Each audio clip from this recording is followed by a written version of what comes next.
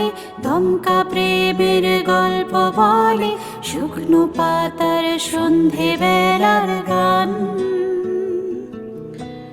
কোন হরিণের দুষ্ট ছায়ায় খেলনা দোকান ডাকছে রে আয়, ভুল করেছি আর যাব না মিথ্যে মায়ায় চমকাবো না। ভাল লাগে অন্ধকার হাত ডুবাই, এক নতুন গন্ধ তার পাছি তাই। আমি বাউন্ডুলের ঘুড়ি, যে আমাকে বাসবে ভালো তার আকাশে উড়ি।